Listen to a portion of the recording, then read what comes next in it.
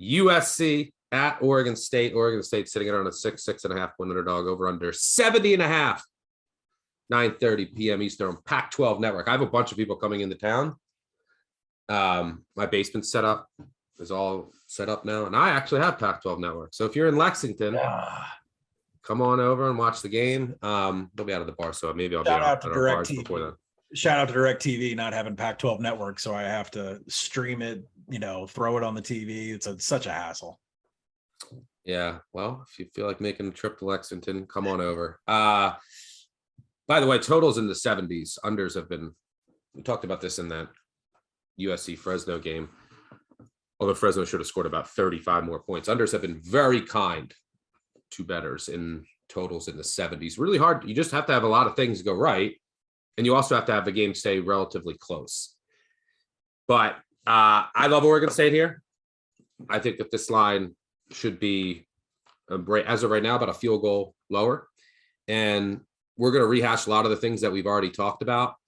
But this USC defense has major problems across the board. And teams are going up and down the field against them. I mean, I feel like a broken record. And USC is either getting turnovers or stops inside the 5, or the other team's quarterback goes down. All of these things that you would expect to normalize over time. Oregon State, one of the best offensive lines in the country, should be able to just they should be able to just move the ball on the ground, up and down the field, control the clock. On the other side of the ball, I like their secondary. Will they get many stops? Probably not. This USC offense is awesome. I mean, there's just so much talent all over at quarterback, at wide receiver. It's a Lincoln Riley offense. They can run the ball, and it's going to be well schemed. So they're really tough to defend. But I think Oregon State can keep up. And also, how does Oregon State get some stops? Well, yeah. Does anyone ever think that maybe USC doesn't convert in the red zone? USC turns it over a couple times. Things that are probably overdue. But this will be the best defense that USC has faced by far. So you just need a couple stops. So I think Oregon State can keep up. I'm not going to sit here and say they're going to hold down this offense, which might be on par with, might be by the end of the year, might be right now the best in the country. But I just think this is too many points for Oregon State in a home hype spot. USC has had every break possible go their way. I mean, we're talking Stanford. They don't turn it over inside the 5 twice. Chance to win. Fresno State, I don't know how many. They couldn't even cover 21.5 live for me. It stopped at the 1. I don't know how many times their backup quarterback went up and down the field. Fresno State settling for field goals at the 5. I don't think Oregon State's going to settle for field goals. I think Oregon State is going to be able to move the ball up and down the field. They're going to get pushed on the offensive line. USC is going to match them, but I'm catching 6.5. I took it at 6.5. I'll wait to see if a 7 pops, take it again. I'll probably have the money line in a round robin. And then, by the way, if a 7 never pops, this game, the total's 70.5. And I don't think there's going to be many stops. So there's probably going to be an opportunity that you can get one of these teams that I could get Oregon State at higher than 7. All that they do is lose the toss and or win the toss. USC starts the ball and scores. And then, boom, I have over 7. So I love the Beavers here. I think they win outright. Yeah, USC early in the running for Horseshoe Up the Ass Award, an award that South Carolina won last year with all the wins they had to get to bowl season. There are rumors circulating. There's smoke out there. Haven't found the fire yet about what Caleb Williams, what his mobility is going to be for this game. My retort to that, not that I'm betting USC, and I'm not. I bet Oregon State at 7. I'd bet it again at 6. I can almost guarantee you it's going to be in our round robin parlay. But I would argue that it doesn't matter if Caleb Williams is not taking his designed runs.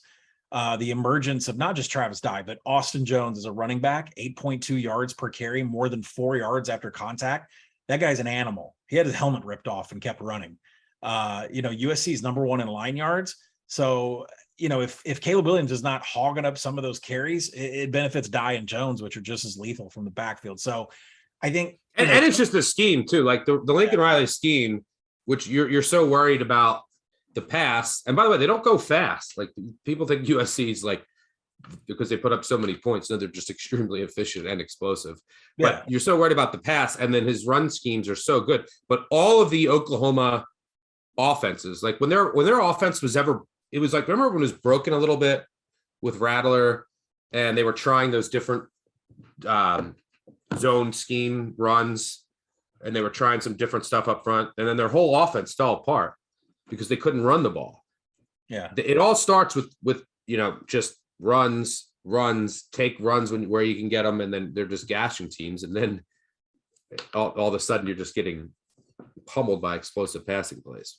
Yeah, well, Oregon State's going to be able to do some running themselves. They consistently have every year under Jonathan Smith one of the best rushing games west of the Mississippi River. But if you're tuning into this game and it's your first time to see Oregon State this year, wait till you see quarterback Chance Nolan connect with Trayshawn Harrison, the wide receiver. Maybe the most electric player I've seen this year that I wasn't really thinking about during the summer. He averages 3.2 yards per route run. That's one of the most explosive targets in the nation right now. That gives Oregon State an element if they aren't getting it going in standard downs, because they love to run all the time with, two great running backs. And, when you look at the other side of the ball, we need to find a way to stop this USC offense. Well, Smith, Jonathan Smith came out in his presser this week. He said, we have to cause turnovers against this USC offense. We can't let it come to us.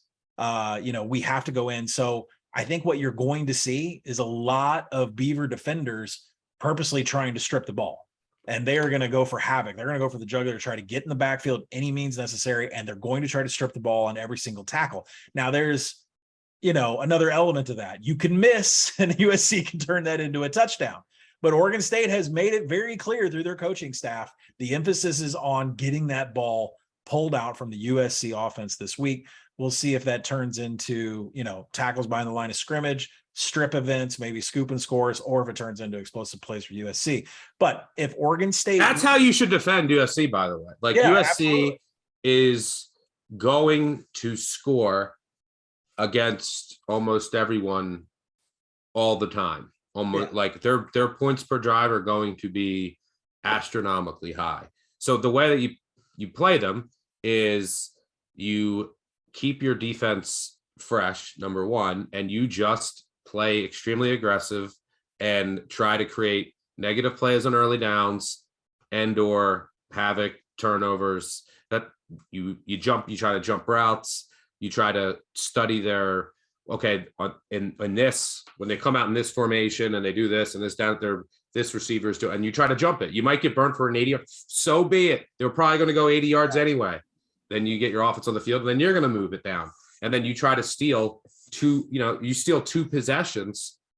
And look, USC's the one been stealing every possession so far, but you steal two possessions in this game.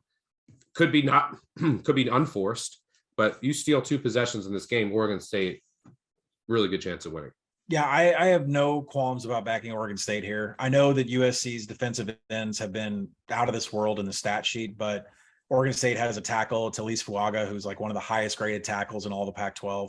If Oregon State wins the havoc battle, they will win this game outright in front of a crowd of 25,000. Reser Stadium is under construction, so the current capacity is like 25,000. There's going to be 25,000 people drinking red wine and going crazy in Corvallis. It's going to be a scene, but win the havoc battle, win the game, and that's what the Beavers have to do, and I'm behind them. My money's behind them.